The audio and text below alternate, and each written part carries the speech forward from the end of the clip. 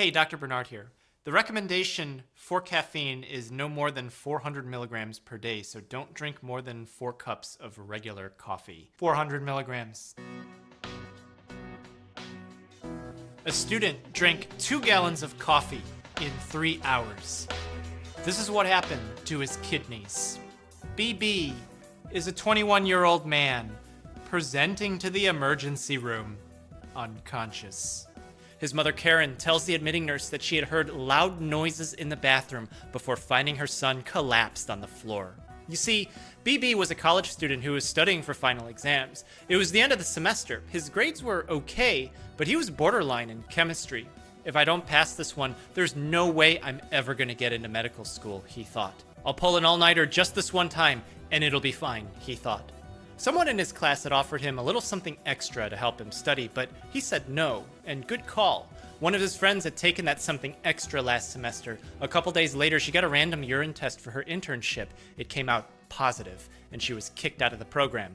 Not worth it. BB was good. He was just going to need some coffee to get through this. He had built up a healthy caffeine tolerance over the semester, so he would need a lot of it, but just one night, just one exam. Immediately after drinking a whole pot of coffee, BB felt great. He was awake, alert, and refreshed, but then he started crashing. Time for another pot, he thought. Awake, alert, then crashed. One more pot, and another. And after 2 gallons of coffee, BB started sweating. He got the shakes. He was wired. He could feel his heart beating in his neck. His heartbeat was pushing his eyes out of his skull. In the bathroom now, BB wanted to run 20 miles. He felt like he could lift mountains, but his insides were all starting to knot up like twine. He felt a burning in his chest. As time went on, his thoughts started racing and were getting cloudy. He was sweating everywhere. His hands were shaking. Later in the night, his calf muscles started hurting. As he goes into the bathroom, BB noticed that his urine was turning brown. Haha, I drank so much coffee that it's going right through me now, he thought. He laid down on the floor for a few minutes. He felt his heart beating in his eyes before finally having his first seizure.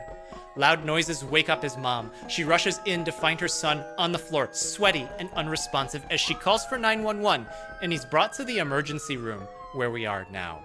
Karen and the doctors had no idea what happened to BB. He couldn't tell them either because he was confused coming out of his seizure. They couldn't smell anything from him. In a 20-year-old college guy, alcohol could be a problem, but alcohol is a depressant. BB is agitated and confused, sweating and hyperventilating. His heart rate was fast. His pupils were big. All of these together don't usually come from a depressant. These are signs of a stimulant, which is opposite of a depressant, so not alcohol, and we can narrow it down a little bit. Further exam also finds that BB has hyperthermia, high body temperature. This is dangerous not only because it means that bad things are happening inside of his body causing the hyperthermia, but that the hyperthermia itself can cause even more bad things to happen. BB was shaking. This could be the cause of hyperthermia. When you move, your muscles burn energy. That releases a lot of heat. Lots of heat in BB's case, and that's why he's sweating, because his body is trying to cool him off. This brings us to an idea of fight or flight. When you get scared, you jump. Your heart rate immediately goes up. Your mouth dries up and your tongue feels like sand is in your mouth. Your muscles become really twitchy and you start shaking. You start hyperventilating because your muscles need that oxygen because you're either going to run or you're going to fight. This response is controlled by your nervous system. You see something, you hear something, and those will make you jump. But if you've ever been really scared, you'll notice that your heart doesn't just slow down afterwards. And that's because fight or flight isn't just from the nerves. To keep the response up, the body releases adrenaline, which is a hormone that floats around in the blood. It lasts for a couple of minutes, and it comes from these adrenal glands on top of the kidneys. But BB hasn't been scared. He's been sitting there studying. He has no reason to fight or flight, meaning that something is causing his adrenal glands to release adrenaline. But what could it be?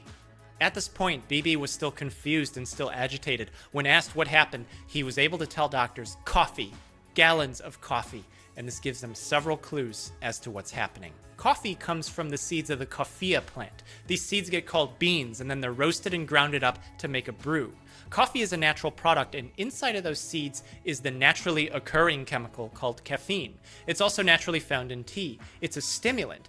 In modest amounts, like 1 cup of coffee, it can help you stay awake. It can help keep you alert and focused, but your body adapts to it, so that's why you might have found that you've developed a tolerance if you consume it daily. If you get a headache because you didn't drink your caffeine that day, then you might be experiencing withdrawal because your brain has some biological dependence on it. Biological dependence, as we see it today, is kind of like an adaptation. Chemicals can block things in the body, causing the body to make more of what was blocked to maintain an equilibrium. Caffeine appears to constrict the blood vessels in the brain, so when you don't have it, the blood vessels are dilated and that can cause headache. In huge amounts, like 2 gallons of coffee in just a couple of hours, caffeine won't just keep you awake, it'll do many other things. And in BB, that caffeine was doing many other things. When caffeine is in the blood, one place that it goes to is the brain. You see, the brain uses electricity to send signals, so to stop those signals from going off uncontrollably, the brain has chemicals to help insulate things. Caffeine blocks these insulators, so it causes the brain to get excited. For an amount like a cup of coffee worth of caffeine, this is where the wakefulness and focus comes from. But if there's 2 gallons coffee worth of caffeine in the body, then most of those insulators are blocked. The brain doesn't stop getting excited. Everything discharges at once, which by definition is a seizure, bringing us back to BB. Usually hospitals don't do tests for caffeine. BB has many of the features of caffeine toxicity, but the medical team needs to make sure that he didn't ingest anything else, and results for others return negative. But as the nurses read the results, BB suddenly falls unconscious again. His heart isn't actually beating anymore, it's just shaking in place and blood can't get to his brain. Doctors immediately rush in to do CPR. He's resuscitated, but over the next 3 hours, these cardiac arrests happen 5 more times. Medicines to try to stabilize his heart rhythm were given, but they didn't work. If high amounts of caffeine caused BB's brain to discharge all at once, then how is it affecting his heart? Are they somehow connected? Well, this brings us back to adrenaline. Excess caffeine doesn't just go to the brain, it's floating around everywhere in the body, and it goes to the adrenal glands and forces them to release adrenaline. Lots of caffeine means lots of adrenaline. This explains BB's racing heart. At some point, his heart is so excited that it doesn't pump blood anymore. It just shakes in place. But this wasn't BB's only problem. His urine was dark. It was the color of coffee. But no one urinates out coffee no matter how much they drink. BB had complained that his right calf muscle was hurting. Muscles can be damaged when someone has a seizure because when someone convulses, their muscles contract chaotically and break down, meaning that that's not coffee that he's urinating. Those are parts of his muscles that have sloughed off and have started floating around in his urine. A blood test finds that BB has hypokalemia. Hypo meaning low, kali referring to potassium, or more formally kalium as shown by its symbol on the periodic table of elements, and emia meaning presence in blood. Low potassium presence in blood. If KC drank 2 gallons of coffee, but coffee has potassium in it, then how does he have low potassium presence in blood? Well, there's a bit of basic biology to be known here. Adrenaline acts on the muscles. The muscles that move your arms and legs are called skeletal muscle. In fight or flight mode, you want these to be active, otherwise you wouldn't be fighting and you definitely couldn't be flighting. But there's also heart muscle, which you want to beat faster and harder so that those skeletal muscles can get more oxygen from blood so that they can help you run away or wrestle a bear. But your muscles also need a way to be told to contract. Sodium helps start a muscle contraction. Potassium promotes muscle relaxation. Lots of potassium present means that the muscles relax for a long time. Too little present means that your muscles won't stop contracting. If BB has low potassium presence in blood, then it explains why his muscles are twitching nonstop. They can't relax because adrenaline has shifted potassium into BB's cells to support fight or flight mode. As BB's muscles can't stop twitching, they release heat from the energy that they're burning, causing his body temperature to go up. High temperatures deform proteins. Human muscles are made of proteins, meaning for BB, those muscles are starting to break down and dissolve away into his bloodstream, causing rhabdomyolysis. Rhabdo meaning striated, or in this case, skeletal. Myo meaning muscle, and lysis meaning breaking down of. Skeletal muscle breakdown. This is life-threatening. It's a medical emergency, and it's happening because BB drank 2 gallons of coffee while trying to cram for his final. The last part of this problem is that the caffeine still isn't finished. It takes anywhere from around 3 to 10 hours for caffeine levels to halve in the blood. When it does get broken down, that metabolite is still active, causing more adrenaline release. The thing about adrenaline is that it plays a game like a track relay race. 1 molecule of adrenaline relays the message to 20 molecules of the next messenger chemical in line, which sends to 10 molecules of the next, then to 100, then to 1,000, then to 10,000, amplifying the effect. 1 adrenaline molecule is a signal that releases 10,000 other molecules. A massive caffeine dose will cause massive amounts of adrenaline to be released, and if 1 molecule is amplified 10,000 times, this is a huge problem. But it's not done here. Caffeine stops the breakdown of those in the relay, meaning that 1 adrenaline gets amplified more than 10,000 times at a dose this high. Signals keep getting sent. Messengers in the chain stick around and amplify themselves. They don't stop. When this doesn't stop, the liver doesn't stop breaking down sugars. The muscles don't stop contracting. The arms and legs and the rest of the body are twitching nonstop. They create heat, which builds up, breaking down the muscle and letting the muscle proteins float freely in the blood. As these muscle proteins swim through BB's body, they don't accumulate in the heart. They're not going to gather in his brain. The liver can break them down, but it's going to take a while to catch them, so where they're going to collect is in the kidneys.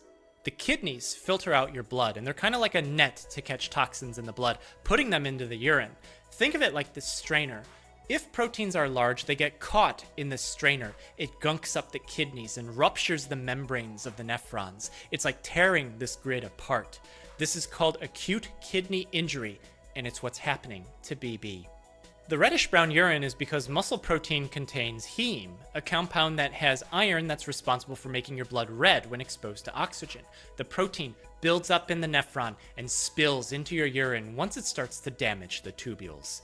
BB's rhabdomyolysis is severe, and he might have permanent kidney damage. We may be able to fix his muscle damage, but those kidneys aren't going to regenerate. This can cause nutritional deficiencies, problems with water and electrolyte balance. It can even cause something called uremic bone syndrome, a disorder that deforms the bones and weakens them, causing them to fracture easily.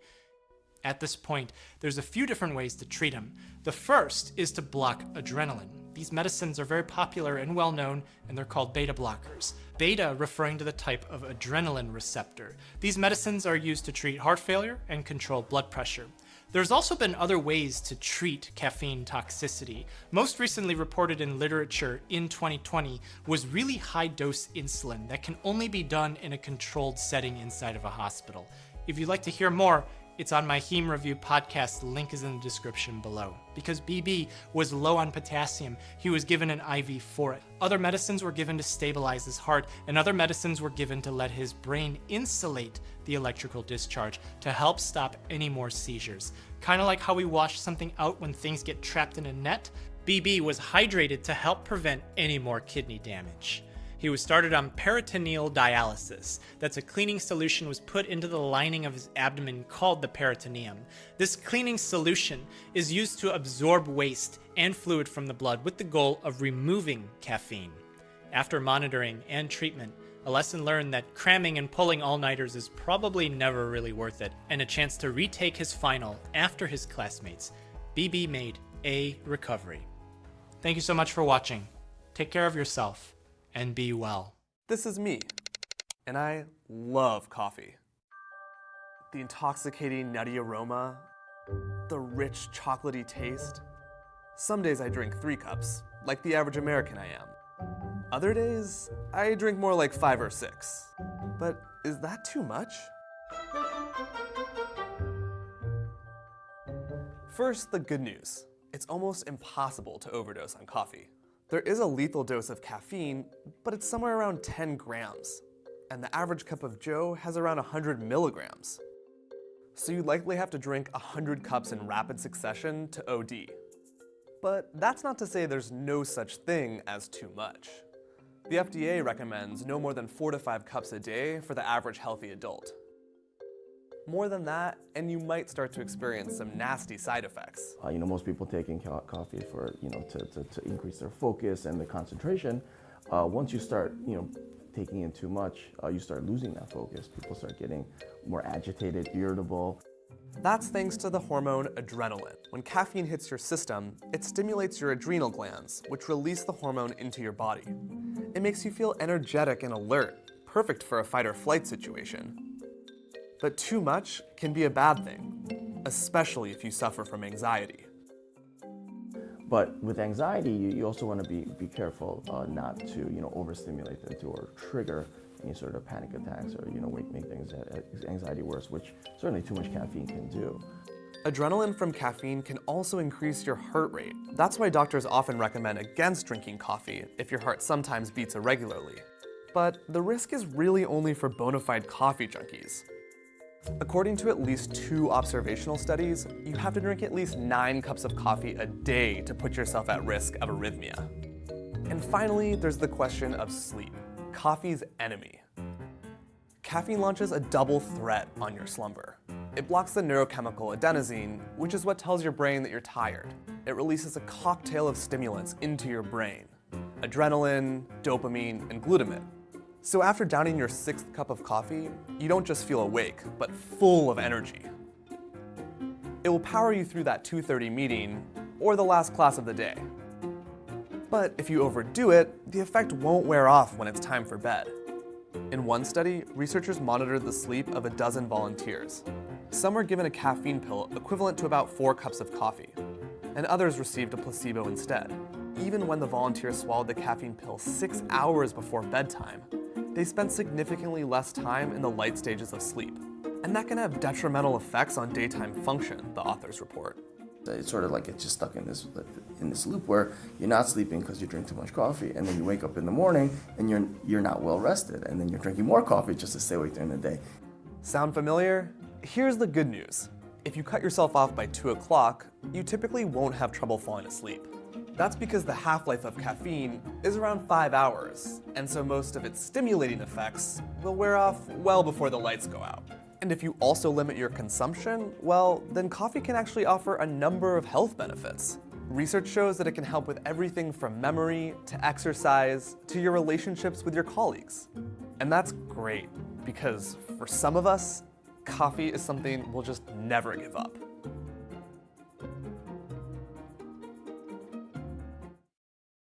Hey, I'm Dr. Ken Berry, family physician, and in this short video, we're going to explore the question, is coffee bad for you?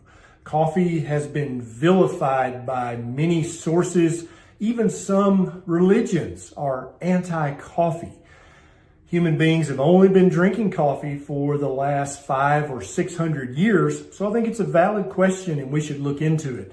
If you know someone who loves coffee or you know someone who hates coffee, please consider sharing this video with them. You can share it on all your social media and help me reach more people and help them understand both their medical health and their nutritional health issues. Now, let's talk about this. There are so many myths and superstitions and rumors out there about coffee. It's got to be bad, right? We've all heard that coffee stunts your growth. My grandmother, when I was growing up, forbid me to drink coffee. I had to sneak and drink my cousin's coffee. Many people will say pregnant women should absolutely avoid coffee. It's bad for them or for the developing fetus. A lot of people say that you'll become dehydrated if you drink coffee because of the diuretic effect of the caffeine. You've heard that coffee causes heart disease, cancer, osteoporosis. We're going to go into all this stuff and figure out what the truth is. What does the research show? What's the common sense show? That's what this video is going to do. The first thing you should know about coffee is that many of the myths that you've heard, and you may actually believe some of them, most all of them come from a man by the name of C.W. Post. He had a coffee-like drink that was basically brewed wheat germ and molasses that he was trying to compete with coffee back in the early 1900s. And so he would buy full-page ads in different magazines and newspapers saying that coffee caused this, coffee would stunt your child's growth, coffee would hurt you in this, that, or the other way. That's where many of these myths came from, and that's why maybe your grandmother also forbade you from drinking coffee, because she was afraid it would harm you in some way. He advertised so ubiquitously that it became part of the national culture that coffee may be bad for kids of pregnant women. There definitely are a few negative consequences from drinking coffee, but most of them are cosmetic, self-limited, and not dangerous at all. If you drink too much coffee, you may get irritable, or you may notice that if you drink too much coffee that it uncovers your essential tremor and seemingly makes that tremor worse. If you drink coffee within 6 hours of bedtime, you may have some insomnia that night. Now, that's not true for everybody. My wife can have a nice roasted cup of tasty coffee right before bedtime and sleep like a baby. I, on the other hand, have to stop my coffee about 6 hours before bedtime. There does seem to be a mild habit-forming effect with coffee. So if you drink coffee for a few months and then try to stop it cold turkey, you may have a little increased irritability and even a headache for a few days. That's about as bad as the withdrawals get. Now, there are a couple of medical things that drinking lots of coffee, and when I say lots of coffee, I mean more than 3 cups a day, because almost all the research I'm going to talk about later on in this video were based on 300 milligrams or less of caffeine, which is about 3 cups of coffee a day worth. Some people, it looks like that drinking lots of coffee might raise their LDL cholesterol a tiny bit or raise their triglyceride level a tiny bit. But in both of these subpopulations, it doesn't seem to raise these two amounts a meaningful amount, meaning it's not going to affect your health in any way if you drink 4, 5, 6 cups of coffee a day, but it may make these numbers a tiny bit higher. Now let's talk about all the good things that coffee has been shown to do for the human species. And these things are based on both observational research, but there's also quite a bit of controlled research that's been done on coffee, because a lot of young researchers grew up trying to prove coffee was bad because of CW Post advertisements and the effect it had on their grandparents. But so there's way more controlled research about coffee than you might imagine. But some of these benefits are based on observational research, which, as you probably know, don't prove anything. So definitely coffee has been shown to increase your energy level. It's been shown to increase your alertness, to increase both your short-term and long-term memory. And some of these have been done in controlled trials. It's been shown to increase your physical performance, and it probably does this by decreasing your reaction time physically, which it absolutely does do. For many people, it actually helps them enter ketosis easier, because it helps you break down fats that are stored in your body and burn the fatty acids. That's a good thing. That actually can help you lose fat, which coffee has been shown to do in a couple of small studies. And then also in some of the larger observational studies, it looks like it's associated with not having a high BMI. Coffee has been shown in large observational studies to be associated with increased mood, to be associated with an increased health span and an increased lifespan, to be associated with a decreased risk of type 2 diabetes, cancer, dementia, and Parkinson's disease. But of course, that's observational. That doesn't prove anything. It's just associated with that. Coffee actually contains magnesium, manganese, and vitamins B2, B3, and B5. And if you're a big believer in antioxidants, it's a fun fact to know that coffee provides more antioxidants for the average American than all of their fruit and vegetable consumption combined. Now let's get back to those myths that CW Post made very popular. There's absolutely no controlled, meaningful research showing that coffee will stunt your child's growth. None. In fact, in some countries in Central and South America, children are weaned straight off the breast milk onto coffee, and they grow up tall and beautiful. So that's probably not true. The myth that drinking coffee is bad for pregnant women. This has been studied quite a bit in medical and nutrition research. There is no link. If a woman's drinking 1, 2, or 3 cups of coffee a day, it's perfectly fine for both her and her developing fetus. The dehydration myth. In case you didn't notice, coffee is 99.5% water. So you at worst break even by drinking a cup of coffee as far as your hydration status goes. Coffee does not cause dehydration. The other myth that coffee can cause heart disease, cancer, strokes, osteoporosis even. None of these are bear out in the medical and nutritional research. Coffee doesn't do any of those bad things that CW Post said that coffee would do. Therefore, it's perfectly safe for you to drink 2 or 3, maybe even 4 cups of coffee a day. You're welcome. So yeah, if that makes you happy, you're welcome. If you're surprised by this video, then yeah, I'm going to put all the research links down below in the show notes so you can check out the research that I read making this video. Please, if you like this kind of video and want to get notifications about videos like this in the future, click the subscribe button right down below this video and the little bell button right beside it so that every time I have a bright idea, you'll be one of the very first people to know. And if my videos have helped your health in some small way, or if you're very happy to learn that coffee is good for you, not bad, then please consider becoming a patron. My Patreon link's right down below. It's a super quick sign up. You can throw a buck or two my way to help me have more time and more resources to make videos just like this. This is Dr. Berry. Enjoy your coffee. I'll see you next time.